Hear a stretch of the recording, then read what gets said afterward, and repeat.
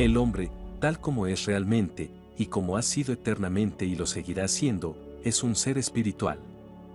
La vida en el cuerpo físico no niega la verdad de esta afirmación.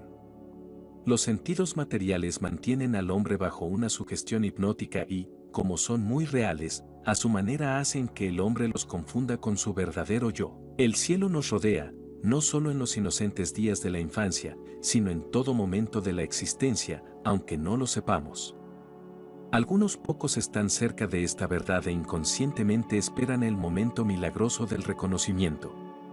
Basta que se les hable de ello con el tono apropiado para que la esperanza ilumine sus almas. Esa esperanza es la voz silenciosa del yo superior. Resulta un tanto irónico que el mismo yo del hombre, su verdadera naturaleza, se haya convertido en un secreto en nuestros días. El hombre recorre solo los polvorientos caminos de la vida como aquel buscador antiguo que pasó años vagando en tierras extrañas en busca de un tesoro raro del que había oído hablar, mientras que, en todo ese tiempo, era buscado como el heredero de una gran fortuna. Escondida entre los pliegues de nuestra propia naturaleza existe una joya rara, aunque lo ignoremos. Nadie se ha atrevido a ponerle precio, y a nadie se le ocurrirá hacerlo nunca, porque su valor está por encima de todas las cosas conocidas. Debemos tratar, entonces, de buscar al yo superior, recorrer toda la gama de nuestros movimientos íntimos, tanto como podamos. Veremos entonces que el cuerpo y el intelecto no son todo nuestro ser, sino que el yo superior es testigo de ambos, es la fuente de completa paz, de inteligencia perfecta y de absoluta inmortalidad. Nosotros, los de este siglo práctico, tenemos poca confianza en las proposiciones abstractas. Siempre desconfiamos de los pensamientos que nos alejan del mundo concreto. Desconfiamos y negamos los sistemas teóricos que parecen sostenerse en el aire. Una técnica de autoanálisis es la siguiente: sentado cómodamente en una silla, o postrado en una alfombra a la moda oriental, respirando quieta y rítmicamente, ciérrese los ojos y déjese que el pensamiento vague sobre la cuestión de lo que se es realmente. Se está a punto de emprender la gran aventura de la propia investigación. La clave del éxito está en pensar lentamente. Se debe disminuir al máximo la rueda del pensamiento, consiguientemente, no podrá él ir de una cosa a otra, como lo hacía antes. Piénsese pausadamente. Luego formúlese las palabras mentalmente, con gran cuidado y precisión. Elíjase y selecciónese cada palabra con precisión. Haciéndose así se clarificará el pensamiento, porque no se podrá hallar una frase clara y definitiva hasta que no se lo haya hecho así. En primer lugar, obsérvese el trabajo del intelecto. Obsérvese cómo los pensamientos se suceden unos a otros en una interminable secuencia. Entonces trate de comprender que es otro el que piensa de ese modo. Pregúntese a continuación, ¿quién es este pensador? ¿Quién es este yo que duerme y despierta, que piensa y siente, que habla y obra? ¿Qué es eso en nosotros a lo cual llamamos yo? Aquellos que creen que la materia es lo único que existe, dirán que es el cuerpo, y que el sentimiento del yo soy surge en el cerebro al nacer y desaparece en la muerte y la desintegración del cuerpo. Pues bien, para entender la verdadera naturaleza de este misterioso yo y descubrir su verdadera relación con las funciones del cuerpo y del cerebro, debemos realizar un análisis penetrante de la personalidad del yo aparente. Esta clase de conocimiento propio no implica un simple examen y clasificación de nuestras virtudes, vicios y cualidades. Es una especie de investigación en la esencia misma de nuestro espíritu. Evocar al hombre verdadero dentro de nosotros significa evocar nuestra inteligencia espiritual. Cuando podamos entender lo que hay detrás de los ojos que nos miran cada mañana desde el espejo, entenderemos el misterio mismo de la vida. Si contemplamos con fijeza el misterio que hay en nosotros, el misterio divino del hombre, eventualmente éste se someterá y nos revelará el secreto. Cuando el hombre empieza a preguntarse quién es, ha dado el primer paso por un sendero que terminará únicamente cuando haya encontrado la respuesta, porque hay una revelación permanente en su corazón, aunque él no la entiende. Si el hombre enfrenta la parte oculta de su espíritu y trata de rasgar el velo que la cubre, el persistente esfuerzo le otorgará su recompensa. El mundo está en una continuada condición de flujo y el hombre parece ser una masa de pensamientos y emociones cambiantes. Pero si se toma el trabajo de realizar un análisis profundo de sí mismo y de reflexionar tranquilamente, descubrirá que una parte de él recibe el torrente de las impresiones del mundo externo, y otra registra los sentimientos y los pensamientos nacidos de estas impresiones. Esta parte más profunda es el ser verdadero del hombre, el testigo invisible, el espectador silencioso, el yo superior. Hay una cosa acerca de la cual el hombre jamás duda. Existe una creencia a la cual cada hombre siempre se aferra durante todas las vicisitudes de la vida. Es la fe en su propia existencia. Nunca se detiene un instante a pensar, ¿existo? Lo acepta como una verdad inconmovible, yo existo. Esa conciencia es verdadera. Se mantendrá a lo largo de toda la vida.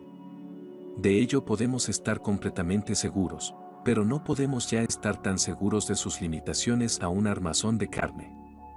Concentrémonos, enteramente, sobre tal certidumbre, la realidad de la propia existencia. Procuremos ahora localizarla concentrando nuestra atención solamente en la noción del yo. De este modo, por tanto, se forma un buen punto de partida para nuestra investigación, ya que esta idea tiene una aceptación universal.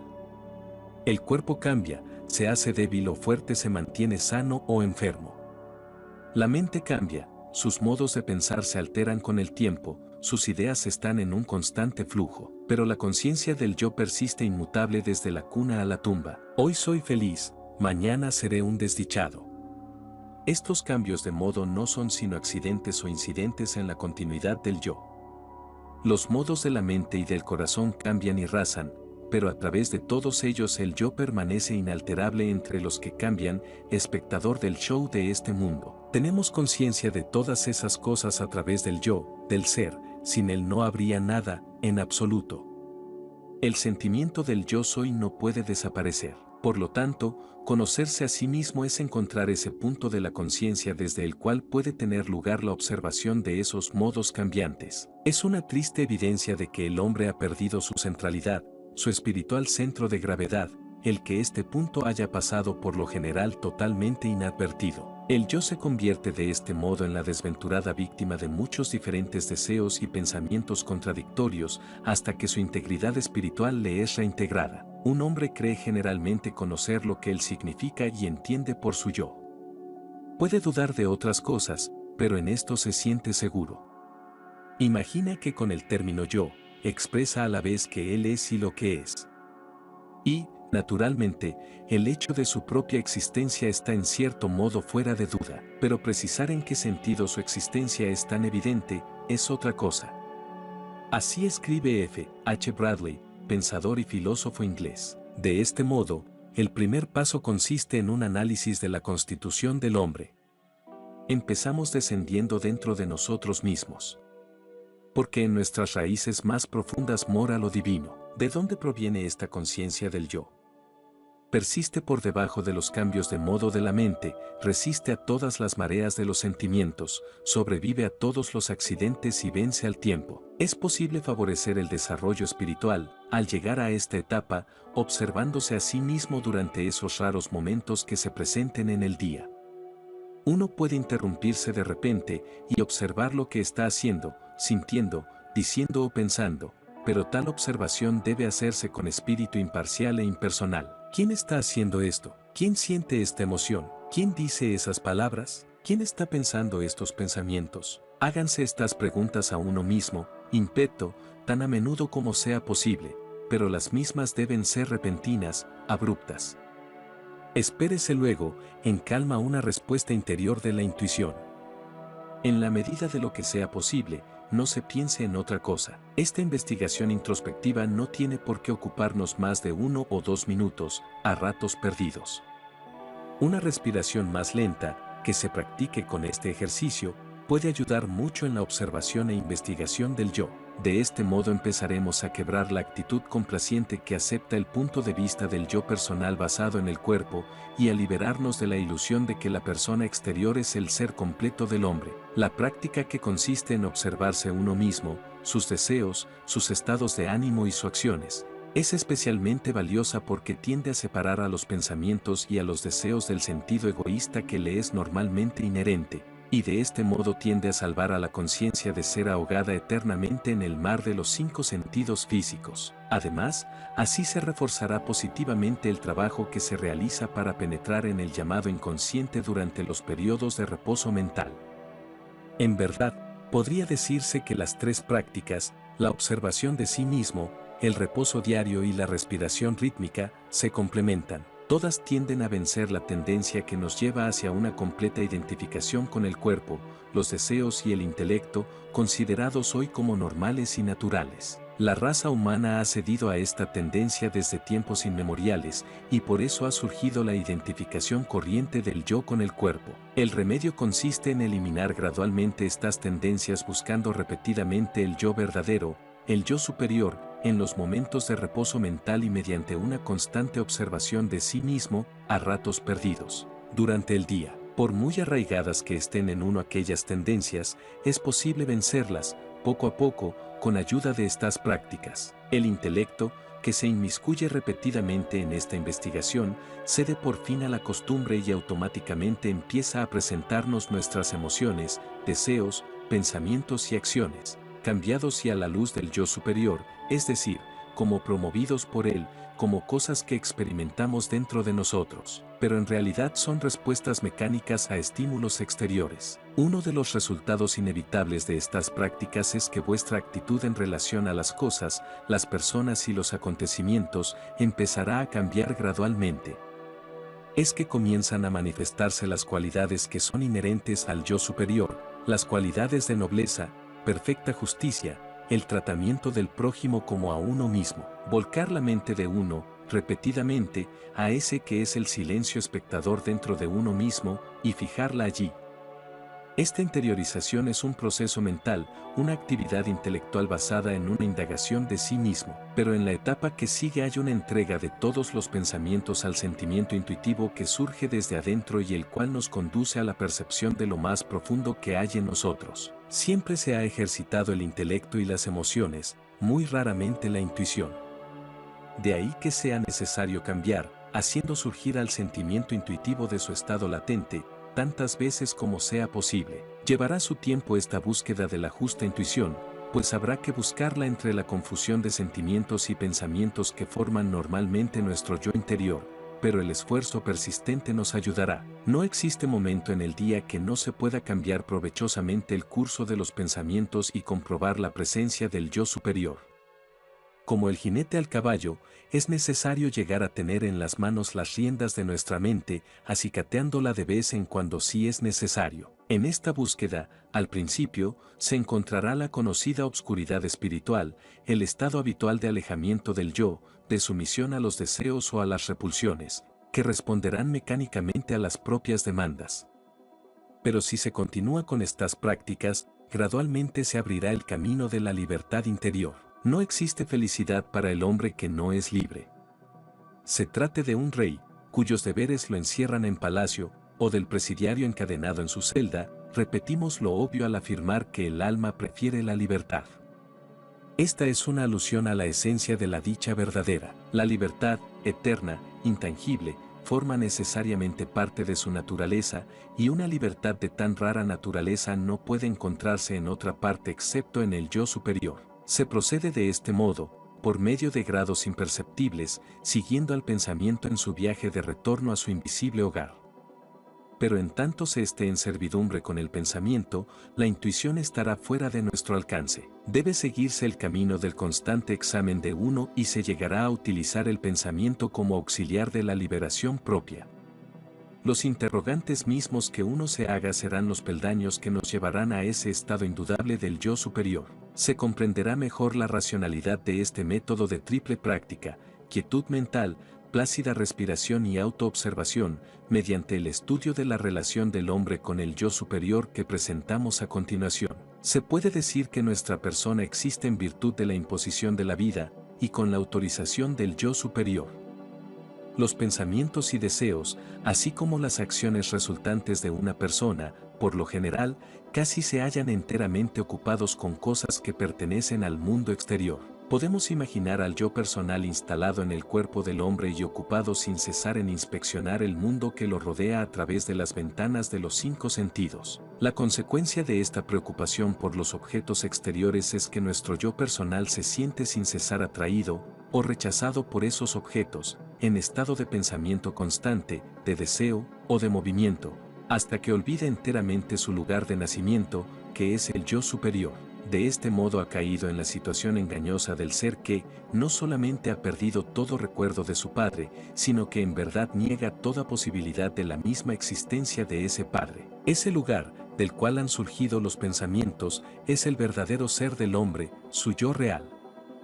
Entre dos pensamientos, entre dos respiraciones, existe un lapso imperceptible, no conocido, donde el hombre se detiene entonces por una fracción de segundo. En esta pausa, breve como un relámpago, vuelve a su yo primordial, vuelve a encontrar su ser real. Si esto no fuera así, si no se produjera 1000 veces al día, el hombre no podría continuar existiendo y su cuerpo caería al suelo, como una pobre masa de materia inerte, porque el yo es la fuerza oculta de la vida, la fuerza que lo sostiene y lo hace vivir, y estos constantes regresos a la fuente permanente permiten al hombre captar la fuerza vital necesaria para existir, pensar, sentir. Esos tenues fragmentos del tiempo son experimentados por cualquiera, pero reconocidos en su verdadero valor solo por unos cuantos.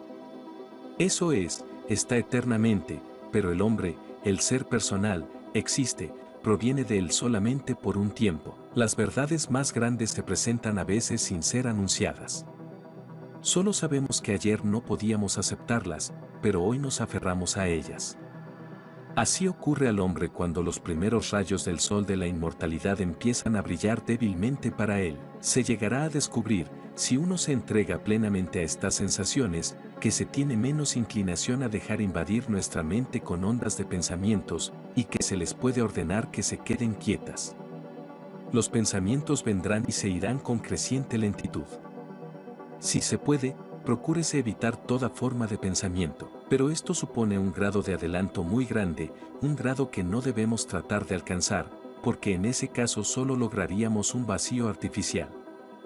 Esto debe presentarse por sí solo, a través de la obra interior del ser espiritual subconsciente. La detención del pensamiento no es necesariamente un medio de obtener la conciencia de nuestro divino yo, si así fuera. Los epilépticos tendrían el poder espiritual de un Cristo y los lunáticos poseerían la sabiduría de Buda. Pero lo cierto es que hemos recubierto nuestra naturaleza divina con pensamientos y deseos. Por lo tanto, debemos proceder a desnudarla, si queremos conocerla. De aquí la diferencia, y es una diferencia muy grande, entre el débil mental que mira al vacío con ojos vidriosos y el místico que mira con ojos brillantes a un aparente vacío. Es la diferencia entre el que ha perdido el poder de pensar sin alcanzar el conocimiento del ser interior, y aquel que ha vencido la tiranía del pensamiento y puede interrumpir la acción del mismo a voluntad, mientras conscientemente percibe la presencia de su verdadero yo espiritual. El pensamiento, tal como lo conocemos, no es más que un pesado velo que echamos sobre el hermoso rostro de la divinidad que vive dentro de nosotros. Si se levanta un poco el velo, dejando descansar a la mente como un barco que entra a puerto y se queda quieto, de algún modo se percibirá una belleza que jamás se olvidará. ¿Es realmente posible la consciente cesación del pensamiento? La mejor respuesta a esta pregunta es apelando a la experiencia directa. Los hombres que han explorado las profundidades del alma han llegado por último a un punto en el cual han tenido que detener su búsqueda, porque sus pensamientos quedaron interrumpidos. La mente puede compararse a una rueda en constante movimiento, y el pensamiento no es más que el resultado automático de este movimiento. Cuando la rueda llega a detenerse, de seguro que todo pensamiento cesa. Algunas personas sin experiencia dirán que poner fin a los pensamientos es lo mismo que poner fin a la conciencia. La experiencia real del proceso revela que este no es el caso, que una conciencia nueva y extremadamente intensa reemplaza a nuestra conciencia normal. Solo tenemos que diferenciar la pura conciencia de la facultad de pensar. La muerte es el secreto de la vida. Debemos vaciarnos si queremos ser llenados de nuevo. Cuando la mente se ha librado de todos sus pensamientos, se crea un vacío. Pero esto solo puede durar unos pocos segundos. entonces una misteriosa corriente de vida divina habrá de entrar en nosotros. Los antiguos místicos confundieron esto con el descenso del Espíritu Santo. Es en este estado de la cesación del pensamiento consciente que la verdad de nuestro propio ser, hasta ahora oculto por nuestra actividad, nuestros deseos y pensamientos, se revela finalmente en la grandeza sublime y espiritual. Si es posible, suspéndase la corriente de pensamientos y contémplese fijamente al pensador. Déjese que el intelecto se tome un descanso, y vigílese atentamente el vacío que parece haber quedado en la conciencia. La conciencia del yo superior equivale al estado profundo del sueño sin manifestaciones oníricas, con toda su serenidad y toda su paz, pero en lugar de la oscuridad y el olvido, hay aquí una conciencia totalmente presente. Si tan solamente llegáramos a levantar el velo de la inconsciencia que cubre el sueño profundo, descubriremos entonces el sentido del cielo y de la tierra. Y del mismo modo que todo pensamiento cesa al llegar a este estado, el estudiante que alcanza dicho estado descubre que todos sus pensamientos cesan. Para la mente occidental es difícil concebir un estado en que la conciencia del hombre exista sin pensamiento, pero tanto la práctica como la experiencia pueden verificar esto. La teoría de los electrones de la ciencia moderna nos proporciona una analogía apropiada del yo superior. Esta teoría nos presenta al átomo como a un universo en miniatura o, mejor todavía, como a nuestro sistema solar. En el centro de este sistema atómico tenemos una carga de electricidad positiva, alrededor de la cual una nube de cargas eléctricas negativas, los electrones, giran. Las cargas positiva y negativa se neutralizan, de manera que el átomo no se quiebra normalmente, de tal modo que hay una carga positiva que está en reposo en el centro y hay unas cargas negativas que se mueven en torno a ese centro. El punto de quietud absoluta alrededor del cual giran los electrones puede compararse al verdadero yo y los electrones a sus aditamentos, el intelecto, la emoción, el cuerpo. El yo superior del hombre es inmutable. Encontrar el alma es simplemente recurrir a nuestro original estado. Nosotros fuimos seres puramente divinos en algún lejano pasado, y no estuvimos obstaculizados por las cubiertas del pensamiento y del cuerpo. Todavía somos seres divinos, pero nuestras envolturas carnales han hecho que nos olvidemos de lo que somos. De ahí que mirar a través de aquellas sea ver en nuestro propio ser, el yo. Debemos vernos a nosotros mismos como lo que realmente somos, no como prisioneros del cuerpo, como cautivos en la jaula de los pensamientos encadenados por pasiones transitorias.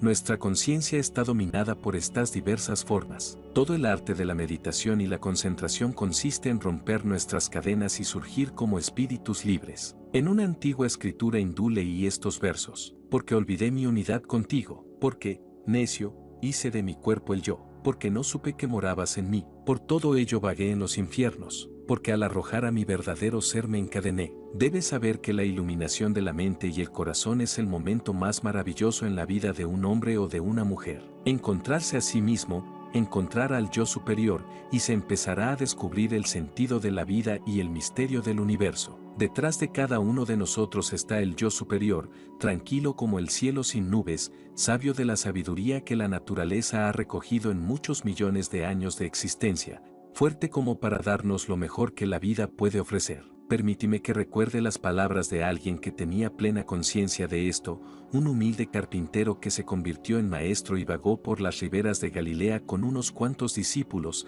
hace más de 1900 años.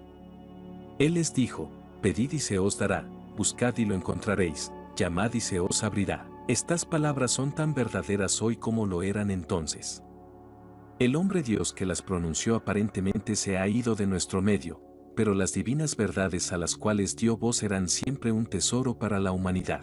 Aquellos de nosotros que hemos podido echar una rápida mirada al interior de nuestro propio ser, hemos quedado estupefactos.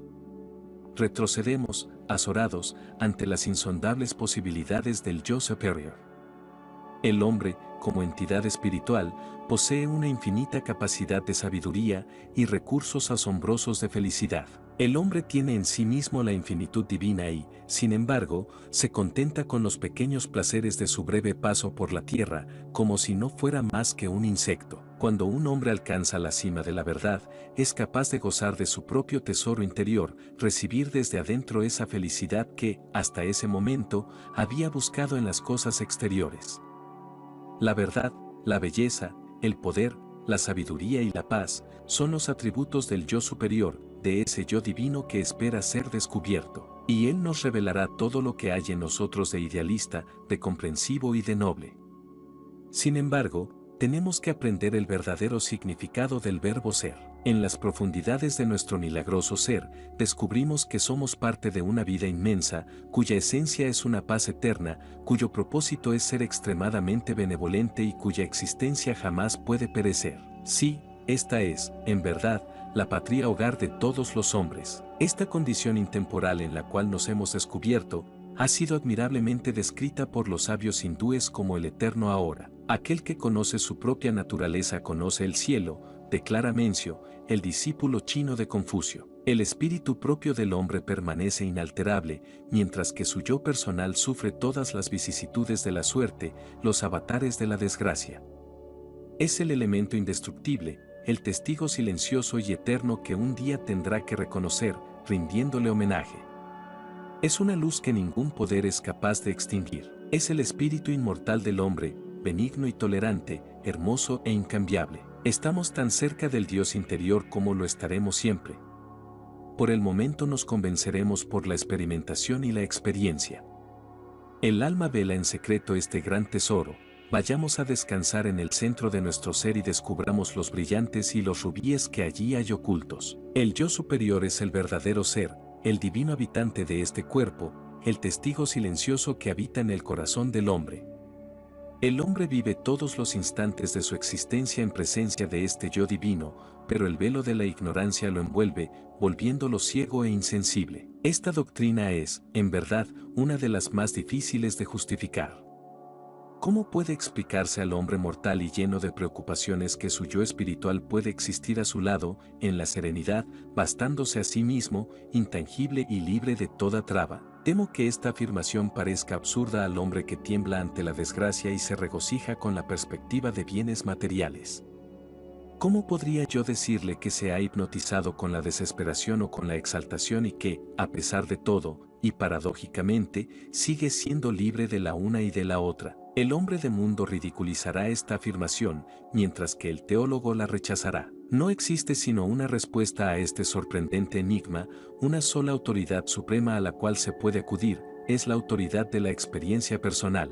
Es la comprensión más completa y directa de que todas estas cosas son ciertas. El conocimiento del yo es la base primordial y absoluta de toda ciencia de la verdad. Nuestro pensamiento primero y predominante es nuestro yo en su sentido más amplio. Trazar este pensamiento hasta su fuente y cuando se haya encontrado aquello en lo cual surge, se habrá encontrado el yo superior, la verdad, la sabiduría. Dios. Algunos objetarán que el altar interior está envuelto en la oscuridad y que por lo tanto el camino para llegar a él es infranqueable. Pero no debemos dejarnos acobardar por estos pensamientos temerosos. El santuario no es inaccesible y si en nuestros días son muy pocos los que parecen haberlo descubierto, es porque muy pocos se han tomado el trabajo de buscarlo a conciencia. La verdad está escrita en el organismo del hombre al igual que en los libros más inspirados. En la vasta sociedad que forma el universo, el hombre está mejor colocado de lo que supone, y, en los momentos secretos de reposo mental, recibe sutiles sugerencias que le hacen presentir la grandeza originaria de su alma. Esta sabiduría es la sabiduría más antigua del mundo. Por muy lejos que se busque o indague, antes de que la primera pluma se estampara sobre el papel, épocas anteriores a Buda y Zoroastro, esta sola y simple verdad de que el hombre puede unirse conscientemente con lo divino mientras que su cuerpo se ejercita, fue enseñada en la práctica de aquellos que aspiran. La universidad de la experiencia que he descrito es un auténtico testimonio de su realidad. Las literaturas de todos los países, las filosofías y las religiones de todos los tiempos, confirman esta verdad. El griego Platón habla de ello, de la misma manera que el americano Emerson. La encontramos en la filosofía del romano Porfirio y en la del alemán Fichte. Resplandece en los dichos de Jesús, el sirio, e ilumina las palabras de Buda, el hindú. Para el verdadero vidente, todos los credos son iguales. Aquellos que profesan la fe de Buda no son menos bienvenidos que los propagandistas de la fe de Cristo. Diferentes pueblos en diferentes países han dado nombres distintos a las mismas experiencias secretas. Los cristianos la han llamado la unión con Dios, y los santos hindúes la denominan la unión con el yo espiritual. Los filósofos la describen como una sumersión en el infinito, otros como el descubrimiento de la verdad. Pero la etiqueta no importa, los sabios no discuten más sobre esto, porque las palabras no hacen más que indicar, pero no pueden describir la plenitud de una experiencia semejante. Los místicos hebreos e hindúes, los filósofos platónicos y pitagóricos, los moralistas chinos y los moralistas cristianos, todos hablan el mismo lenguaje y tienen el mismo acento, todo depende de que sepamos escucharlos. Poco importa la diversidad de creencias y el número de teologías, Dios fue, es y será el único, porque está en nosotros. La verdad es la luz blanca del Espíritu que, proyectada sobre el prisma de la humanidad, se fragmenta en rayos de colores tan diversos como los individuos que la reciben. Así, la experiencia del descubrimiento es igual en todo el universo, lo que difiere es la interpretación que se le da.